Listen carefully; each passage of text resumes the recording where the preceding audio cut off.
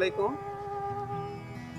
আমাদের কৃষি চ্যানেলের পক্ষ থেকে আপনাদের সবাইকে জানাচ্ছি শুভেচ্ছা ও স্বাগত।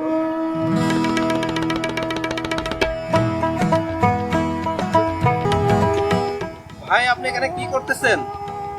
আমি এখানে পটল লাগাচ্ছি। পটল লাগাচ্ছেন? পটল মানে পটলকে লাগাইতে হয় না, পটলের হচ্ছে লত। আর মানে পটলের লতা, লতায় মানে লত যেটা বলে সেটা মানে লতার। হ্যাঁ হ্যাঁ, এই লতারটা আপনি লাগাচ্ছেন। লতারটা কেমন দেখায়?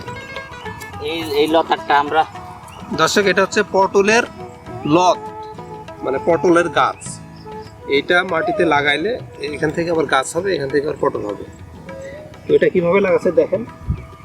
আমি ওই হালকা হচ্ছে মাটি নিচে দিচ্ছি যাতে এই ঢেলিটা হচ্ছে আমি শুকাই। আপনার নাম কি ভাই? আমার নাম বাবলু। আমি হচ্ছে বাগাতিপাড়া, নাটোর বাগাতিপাড়ার অন্তর্গত। আমার এই জমিটা হচ্ছে চিথলিয়া মৌজা। মানে এই মাঠটা চিথলিয়া মৌজা, একদম বাগাতিপাড়ার দক্ষিণ সাইডে এর অবস্থা। হ্যাঁ, পাকা ইউনিয়নের বাগাতিপাড়ার একটা দক্ষিণ বর্ডার। আমি ভাবছি আপনি পটল লাগাচ্ছেন। হ্যাঁ, তা আপনি তো পটলের গাছ লাগাচ্ছেন। আমরা পটলই বলি, পটল লাগাচ্ছি। এই লতাড়ি হচ্ছে একদিন হচ্ছে এই টুসি বাড়া বড় হবে, মানে এখান থেকে কুশি নিবে তখন আমরা পটলে কুশি। এখানে আপনার জমি কতটুকু? এখানে আমার জমি হচ্ছে 1 বিঘার মতো। 1 বিঘা পটলে কেমন আসবে? আমার প্রোডাকশন ভালো, কারণ আমার ছোট ভাই লাগাইতো, ওই জন্য আমিও লাগাচ্ছি। যে 1 বিঘার মোটামুটি প্রায় 1.5 লক্ষ টাকার মতন পটল। আর এই পটলের দামও 1 বিঘাতে 1.5 লক্ষ টাকার পটল বিক্রি হয়। তো এটা কত মাসে বিক্রি হয়? এটা হচ্ছে বৈশাখ মাস থেকে শুরু হবে। বৈশাখ, জ্যৈষ্ঠ, আষাঢ়, শ্রাবণ, ভাদ্র, আশ্বিন, কার্তিক, অগ্রহায়ণ মাস পর্যন্ত বিক্রি করা যাবে। মানে প্রায় 6 থেকে 7-8 মাস। 8 মাসের ফসল। এখানে আমার মোটামুটি খরচ ভালোই হবে। মোটামুটি খরচ হবে প্রায় 1030 টাকার মতন খরচ হবে এই 1 বিঘা চাষ। এবং আমি আমরা মাসান বলি বা বাংলা কই, এই দুটো যে কোনো একটাই। তাহলে আমরা হচ্ছে তাহলে কৃষক লাভবান হবে বা আমরা লাভবান হব। আর যদি ভালো গাছ যদি না বার করতে পারি। আচ্ছা, পটল কি কয়টা সিস্টেমে পটল লাগানো হয়? মানে আমি বলতে চাচ্ছি যে মাচা সিস্টেম আর মাটিতে হয়? মাটিতেও হয়। মাটির আবার ভালো হয় না, মাচানা নেই ভালো। মানে মাচান পদ্ধতিটাই ভালো। মাচান পদ্ধতিতে যদি আমরা পটলটা করি তাহলে প্রোডাকশনটা ভালো হবে। হ্যাঁ, এই প্রোডাকশন ভালো হবে, বেশি ধরবে, ভালো বাতাস পাবে। এই জন্য আমরা মাচানে করি, আর মাচানে করাটাই ভালো। আচ্ছা, এখানে কি সার টার দেওয়া লাগে? সার, কোনো গোবরের সার বা জৈব সার? আমরা প্রথমত গোবরের সার দিব, তারপরে হচ্ছে যখন গাছটা এখন সার দিলে লটটা পচে, এই কারণে রাসায়নিক সার ব্যবহার করি। মানে এখন আমরা যে কোনো সার দিলে এই গাছের পচন পচে নষ্ট হয়ে যাবে, তাহলে আর গাছ হবে। কাজেই আমরা হচ্ছে যখন দেখবো যে মাটির রসে গাছ পচে বাড়াবে, তখন আমরা গোবরের সার দিব বা রাসায়নিক সার ব্যবহার করবো। আচ্ছা, এই গাছটা যে হবেই, এই গ্যারেন্টিটা কি যে এই গাছটার এই যে লতাটা লাগালে? আমরা এই যে আমরা দেখে আসছি আমার পরিবেশ থেকে যে আমরা পটলের হচ্ছে লত কেটে 3 হাত 2 হাত কাটি আমরা এটাই লাগাই। আর এই লাগানোর কারণে আমরা দেখেছি এই লতের থেকেই হচ্ছে পটল। আচ্ছা, আর একটা জিনিস আমাকে দেখান, যে এই যে লতারটা, এই যে 2 ইঞ্চি বা 3 ইঞ্চি পর পর একটা করে গিট বা এই যে শিকড়, অলরেডি শিকড় এটি মাটিতে ঠিকই আছে, তাই এটা শিকড় নিচ্ছে। মানে এখান থেকে শিকড়টা নিচ্ছে। শিকড় নিচ্ছে, যখনই মাটিতে পড়বি তখন এখান থেকে আবার শিকড়, এখান থেকে আবার গাছ হয়ে যাবে, কুশি বাড়াবে, গাছের ট্যাক তৈরি হবে। তাহলে এভাবেই হয়। আর লাগাচ্ছি একটু, দেখা যাচ্ছে 2-3 করলো, যাতে আসলে এই ফসলটা কখন লাগাতে হয়? এই এখনই অগ্রহণ মাসেই, মানে কার্তিক অগ্রহণ মাসেই আমরা লাগাই। কার্তিক অগ্রহণ মাস বলতে গেলে এখন হচ্ছে নভেম্বর মাসটাতেই এই পটলটা প্রথম সপ্তাহেই উপযুক্ত সময়। আর এরপরে চলে গেলে তখন আমরা দেখবো যে আসলে আমরা এই মাটির যখন গাছ বেশি যদি না বাড়ায়, তাহলে আমরা বাড়িতে আবার হচ্ছে পলিথিনের মাধ্যমে চারা দিব।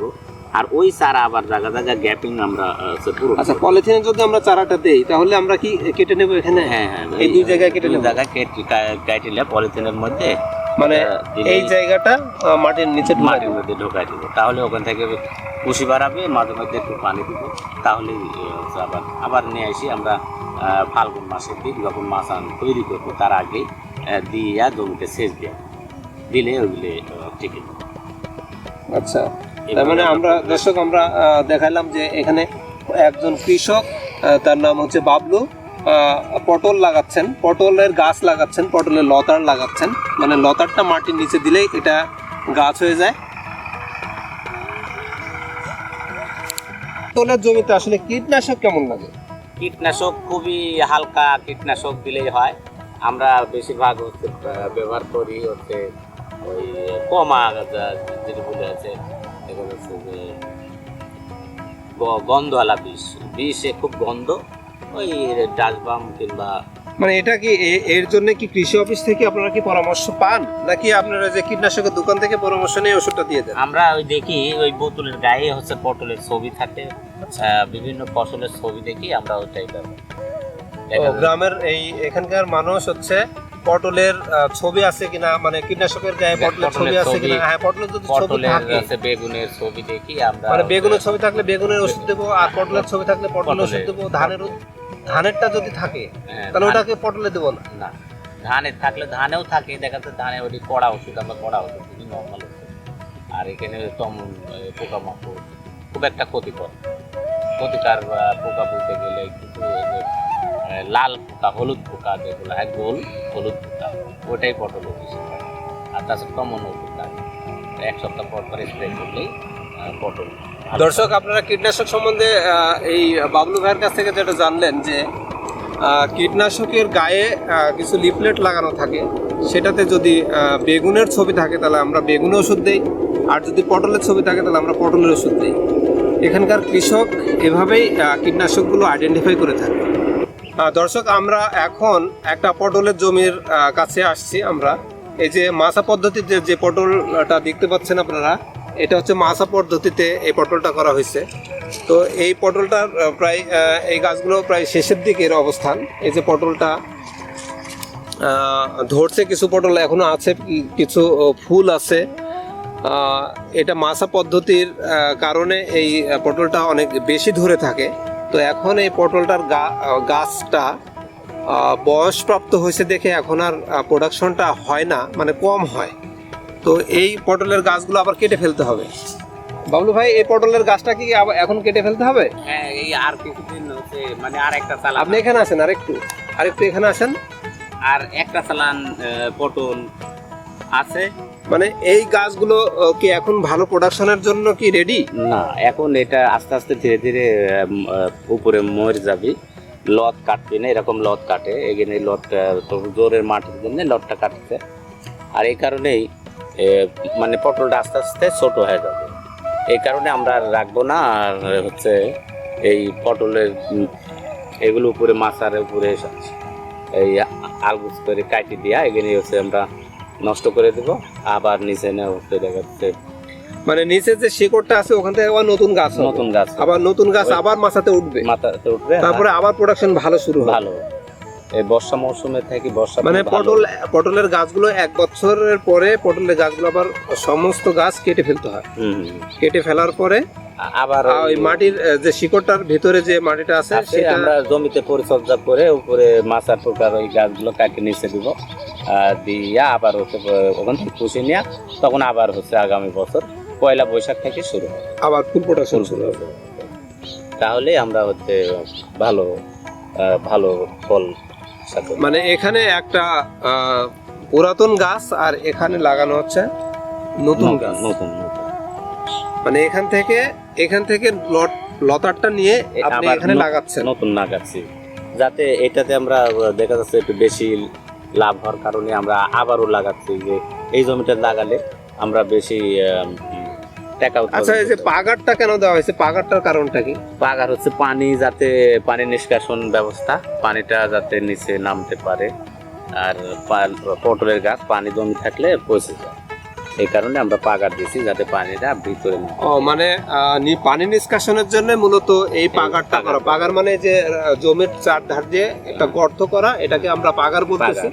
তো এই গর্তের কারণটা হচ্ছে যে এই জমিটার যেন পানি নিষ্কাশনটা হয়, বর্ষাকালে যেন পানি নিষ্কাশনটা ভালো হয়। ভালো আর পানি যদি বেঁধে থাকে তাহলে পটলের গাছটা মারা যায়। নষ্ট হয়ে গেলে পটল ভালো পচে গেলে গাছ থাকে, এই জন্য আমরা এই এই পাগারের ব্যবস্থাটা করা যায়।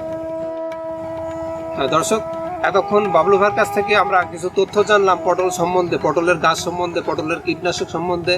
তো এই বাবলু ভাই এখানে পটল লাগাচ্ছেন, আল্লাহর রহমতে আপনার পটলটা অনেক ভালো হবে ইনশাল্লাহ। আপনাকে অনেক অনেক ধন্যবাদ আমাদের সহযোগিতা করার জন্য। আপনাকেও ধন্যবাদ। হাইব্রিড জাত, এই জাতটা নতুনই আসছে আমাদের দেশে এটা আনা হয়েছে বাইরে থেকে, যশোর থেকে। এটা নতুনই, এই জাতটা খুবই ভালো। এটা একটা 5টা 7টা করে পটলও ধরে, সর্বনিম্ন একটা। আর একই জাত মানে প্রত্যেকটা পাতার গোড়ায় ফুল আসে। ফুল আসে। এবং এই যে এগুলা যেমন এই যে দেখেন, এই যে আসছে, এই যে প্রত্যেকটা গিরোতে ফল ধরছে।